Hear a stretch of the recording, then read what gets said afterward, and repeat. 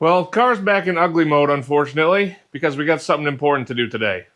So I blew it all apart, took all the fun stuff off, the bumper, our air dam, fender flares, the spoiler, took off all the fenders themselves, hood, all that stuff, because we got a seam seal. Something I've not really been looking forward to, but it's very important to get it done so that we don't get rust in between any overlap panels. They did this from the factory. We took all of it off, so we got to put all of it back on, at least as good as the factory did, hopefully better. So, as you see here, I just got the fender done. Second one, I did the first one already, or the other side. And look how good it looks. Nice crisp lines, not a ton of it globbed on. And that is because I actually did a little bit of research on this before I did it and found what I feel at this point is the best way to do it to get good results. So when I did it underneath, we did the bottom of the car. I just kind of spread it on with my caulking gun and spread it by finger because you got to push it in there to make sure it gets down in the crevices, kind of. So you obviously don't want any air pockets there because that's where rust could start forming. So when you do that, it kind of pushes out. And I had a lot of excess pushed off the edge from my finger pushing down. I didn't clean it off. And it's fine underneath, not a big deal, especially where we undercoated it. So a lot of it got hidden. But up here, especially in the engine bay, we need to make sure it looks good because we need the engine bay looking good. So what we do, as you see in the video, or the clip before, tape off both sides of the joint. So you've got this side still all taped off. You tape off both sides of the joint, put it on with your caulking gun, spread it either with your finger or with the body filler spreader like I did on the fender. And then you need to immediately pull the tape off. Because if you wait too long at all, and I'm talking by the time you get this done and down to here, it's already starting to form up there. So if you want a good, nice, crisp line, you want to take that tape off immediately before you move on. I found when I did this side here, I did basically everything you see right here, I did all at once. And by the time I was over here, it was quite formed up, and you won't get as nice crisp of an edge when you peel your tape off. So just a couple tips, but you can see from the results here how nice it looks. I did up under here too. Basically every joint where you got metal overlapping, you really should have seam sealer. And I did all the way down here. Up here I wasn't too worried about. It was hard to get in there with tape anyway, so I kind of just spread that with my fingers. But, especially this is the strut tower area is the one that's going to be the most prominent, the most visible. But we got it all the way around there. So I need to finish up this side. So that's what I'm going to do. And we have a ton more to do than that because we got everything outside here. All these joints need to be done, everything up front here. All the other panels. I got to do the bottom side of the hood, the inside of the doors, which doesn't need a ton, but it does around the bottom down there, the bottom, front, and back edges. And we also need to do the interior, which is unfortunate because that is going to be a lot of work. But can't move on until we get it done. So I'm going to get right on it. Probably won't show you the whole thing because you don't really need a 20-30 minute video of me spreading seam sealer. But anyways, let's jump right in. By the way, this is what I'm using. I'm using basically all Eastwood products on the car anyway. So I got their high solid seam sealer in black. Now I highly recommend you pick up a Milwaukee gun like this or some other brand. Doesn't have to be Milwaukee. It is so much better than trying to spread all of this with a traditional caulking gun, sitting there squeezing it the whole time. You get much, much more consistent coverage with that because it's not pump and hold at the same time. You're just squeezing it. It does the same rate the whole time when you're squeezing the trigger. It has a variable speed on it right here, so you can go as slow as fast as you want. So highly recommend you pick one of those up. There'll be a link down in the description. You can just click on that and go buy one. And you'll find it's one of those tools that once you get it, you'll find tons of uses for it. It does traditional caulking, obviously, around the house. If you got to recaulk your bathtub or something like that. But anyways, we got to jump back in, get this engine bay finished up.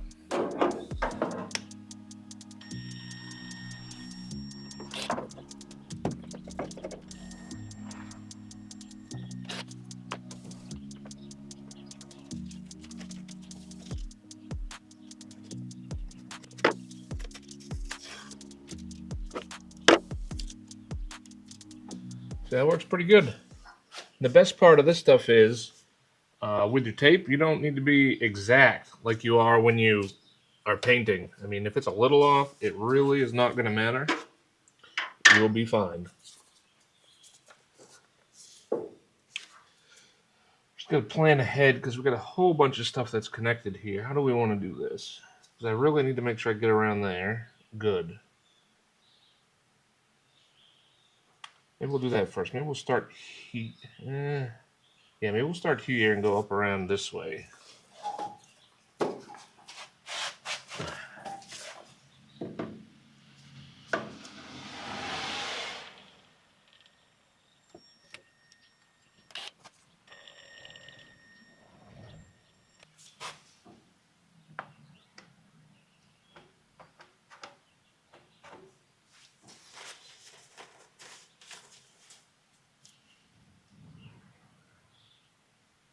I think I'm going to do this with my finger.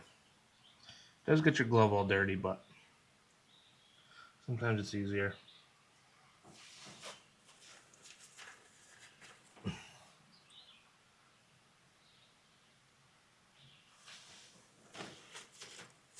See, that's why we have the tape. You don't even have to worry about if you squish that too far that way.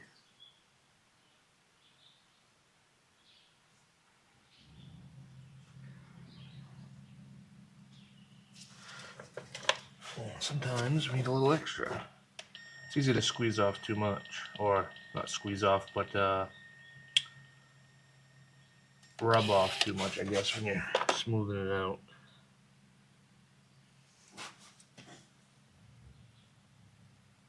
But I can already tell this stuff is starting to form up. That's why I want to get this tape off now. And I don't care how neat you are, your gloves are going to be messy, because even just taking the tape off, that's probably the messiest part. Get off my glove.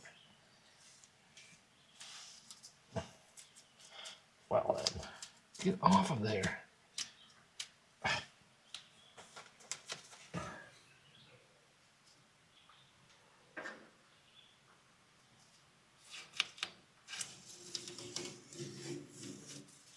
And they do make a flowable seam sealer, which doesn't really, it doesn't hold the shape that you put it in. It, it kind of flows into position, which I wouldn't think you'd want to use that on vertical surfaces like this, but this stuff still does smooth out a little bit, it seems.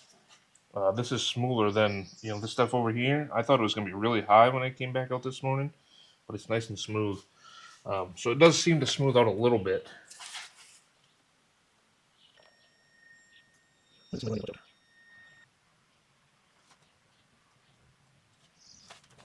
think maybe that's what I want to do. I can't get the gun back there, so I think what I'm going to do is put some on my finger and just spread it back there. That will work just fine.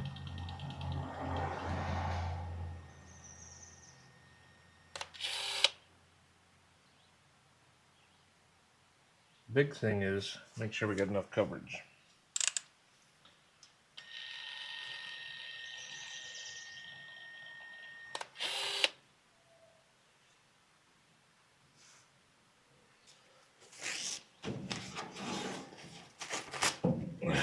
This is definitely a messy process, though.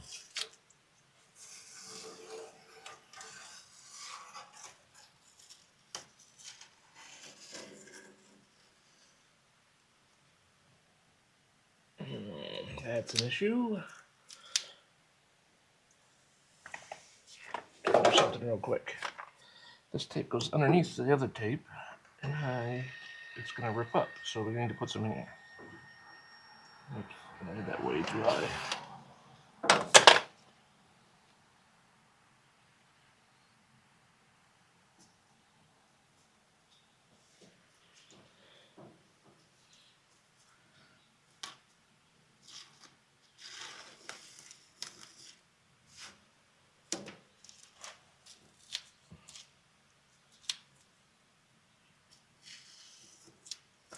There.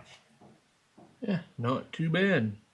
All right, I'm going to turn the camera off, get this done, and I'll catch up with you guys probably once we get the engine bay done and maybe some more on the outside.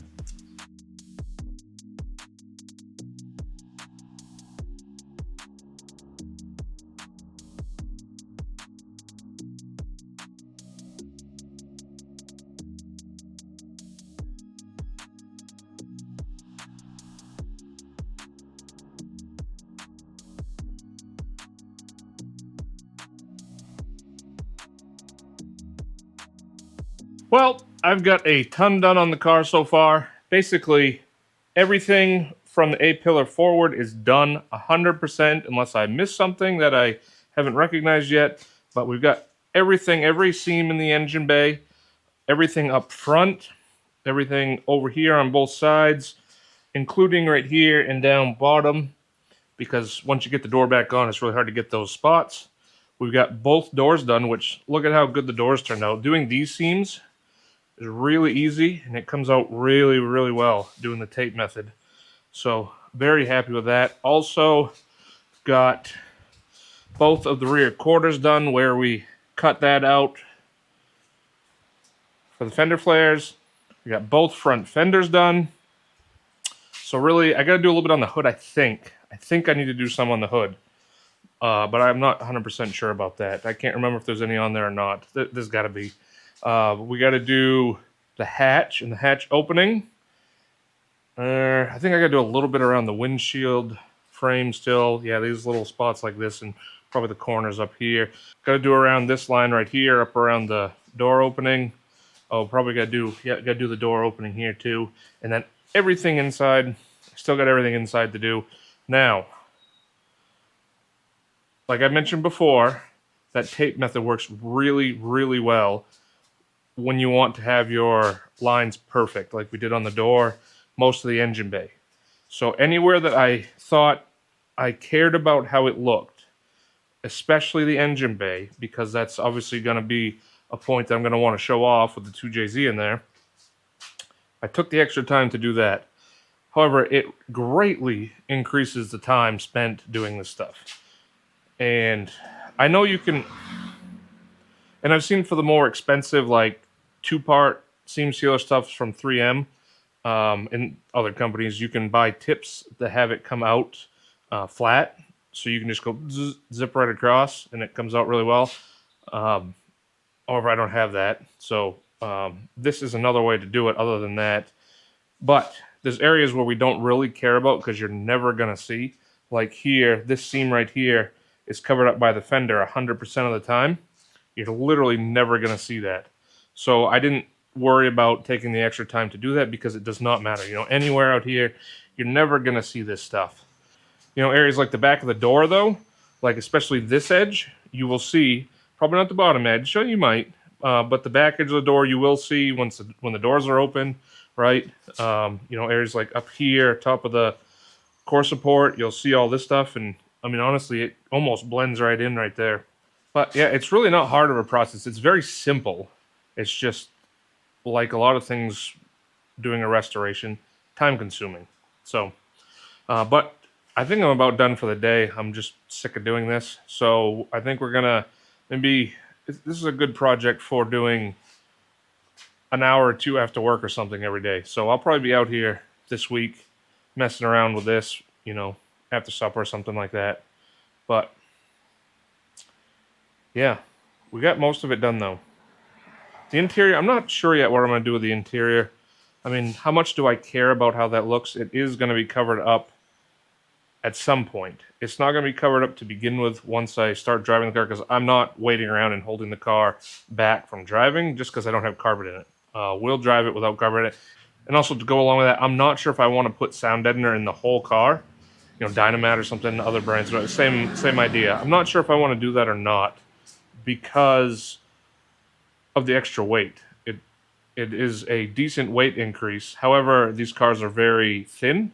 I want to see just how bad the noise and vibrations are when you're driving the car.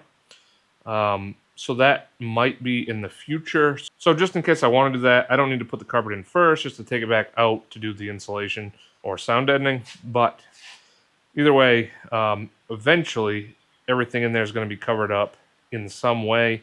Oh, check this thing out. So I was given this by my in-laws. They have a store, so they get a bunch of signs. And this was a Coke sign they gave me. This down here was the Coke logo, so I ground that off. And Lila cut me out a block garage sticker, stuck that on there. That thing's pretty cool. It's good getting decorations in the garage. I do wish the garage was a little nicer looking.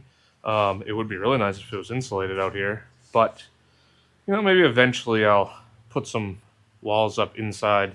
Oh, we can paint it white and get some better lighting in here. But right now, it's honestly better that it's like this, and I haven't done it yet because it's so dirty. This work is so dirty. Once I get done the body work, though, most of the stuff after that doesn't really matter. At least won't be doing heavy fabrication and sanding and stuff like that after that. Anyways, I've probably rambled way too much. I'm going to get more of this done, like I said, after work this week. Hopefully I can finish it up by the end of the week, and hopefully I have enough. I'm hoping I still get a little bit in this, maybe like an eighth. I don't think I have quite a quarter, maybe an eighth of that one left, and 2 new. And the problem is I'm not going to go buy some other brand, so I got to make sure I order more if I need it, because it does take a bit to get here, obviously. So anyways, I'm going to take a break for the rest of the day, like I said, and I will check back with you guys once we're probably most of the way done. So I figured I'd show you guys the process from start to finish on the hatch here so that you can see it all together. So the first thing we want to do is scuff up the primer with just a Scotch-Brite or something. You don't need to go crazy grit. You don't need to go like 80 grit or anything. Just gonna scuff this up real quick. Just some red Scotch-Brite. Now, next thing we want to do is clean all of those surfaces up so we don't have dust and oil and stuff on there. This is what I've been using for prep. Same thing, before priming and paint and stuff. So we just wipe this down real quick with this. And if we were doing paint, worried about that, I would have gloves on just to keep any oils off of my hand from getting on there. But I don't think it's necessary for this step or for this step for the seam sealer. So I haven't been bothering. So next thing we'll do is we'll throw tape on both sides so we get nice clean lines just like I showed you before. There we go. Tape's all ready. This one was really easy to tape up, but anyways, so we got this ready to go. We're just going to do one side at a time because I mentioned previously that you want to take this tape off almost immediately because it starts setting up really quick. Make sure you got plenty of paper towels on hand and your spreader if you're going to be using that. And that's all there is to it.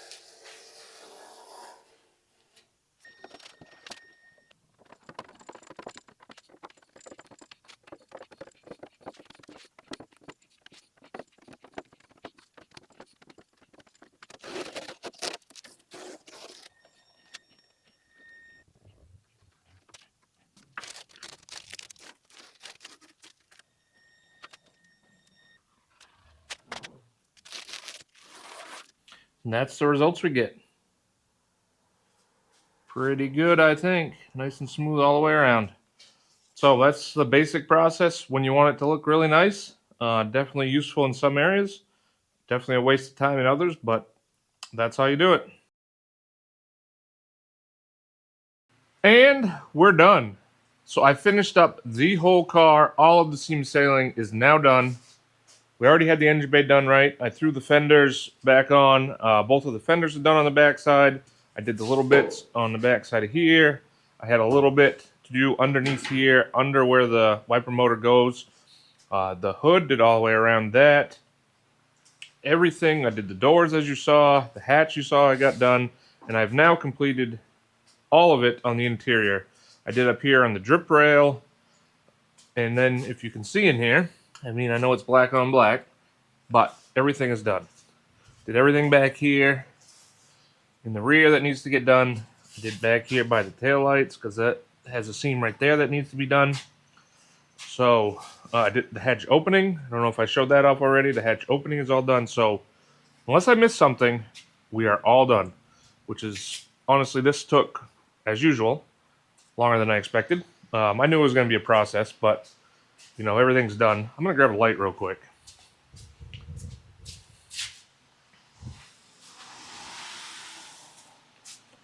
So you can see in there, the light helps a little bit. Everything's been done. Up underneath the dash I did. Let me show you that too. Because there's actually a decent amount that has to be done up there. So everything up there. Like this seam right here. I even got in, right in here. I looped a bunch in around here, around in here so that, because there's a seam there, and I don't want water, because I know that does get water in it based on what the car looked like before. I didn't want it in between those seams there. So I got that done, you know, all the way along, everything over there, the inner rocker down there, everything in around here. So that is all done. Now it's time to move on to bodywork, I believe. So I think that's what's next. We're going to start working on the bodywork because we got to get the paint done. So I got a bunch of stuff to do. I don't know exactly what I'm going to show off with the bodywork. I'm sure you guys don't want multiple videos of me doing the same sanding over and over and over again. So I might, kind of like I did with this and kind of like I did with the paint stripping, might just show you some highlights and catch you up when we're maybe not done, but catch you up every so often. So, yeah. So don't forget, guys, there is a Block Garage t-shirts, sweatshirts, other items that you can get if you click the link below, that little shop button, or I'll put a link here up on the screen that you can follow. But if you guys want something, help support me. It's a little bit. I barely make any money off it, but it's still a little bit. And, you know, everything that I would make goes right into the car. I've also got Patreon, so you can subscribe to me on Patreon. Might start putting some behind the scenes stuff in there. If we get people that are interested, might start doing that. But anyways, it's bodywork time, unless I find something else that needs to be done. But that is the plan coming up. And hopefully you guys enjoyed this video, and I'll see you guys in the next one.